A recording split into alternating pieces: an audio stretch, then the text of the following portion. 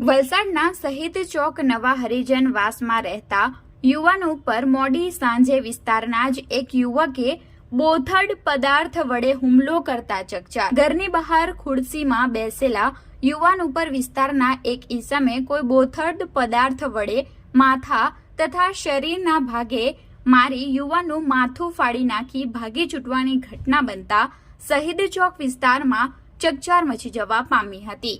ઈજાગ્રસ્ત યુવાનોને 108 એમ્બ્યુલન્સ મારફતે વલસાડની સિવિલ હોસ્પિટલમાં ખસેડાયો હતો।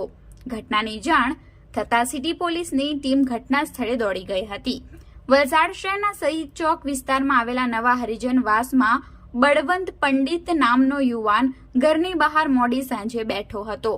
બળવંત પંડિતે વિસ્તારમાં રહેતા વિકાસ સોલંકી નામના યુવાનને થોડા મહિના અગાઉ 3-4 યુવાનો સાથે જૂની અદાવતને લઈ ઢોર માર માર્યો હતો। વિકાસ સોલંકીને એટલો માર માર્યો હતો કે વિકાસના બંને પગમાં ગંભીર ઈજાઓ પહોંચી હતી, જેની અદાવત રાખી વિકાસ સોલંકીએ મોકાનો લાભ લઈ ગઈકાલે મોડી સાંજે બળવંત પંડિત તેના ઘર બહાર ખુરશી પર બેઠો હતો તે દરમિયાન અચાનક વિકાસ સોલંકી ખુરશી પર બેઠેલા બળવંત પંડિતના માથા તથા શરીરના ભાગે કોઈ બોથડ પદાર્થ વડે હુમલો કરી માથું ફાડી નાખતા ગંભીર ઈજાઓ પહોંચી હતી। હુમલો કરી વિકાસ સોલંકી ભાગી છૂટ્યો હતો।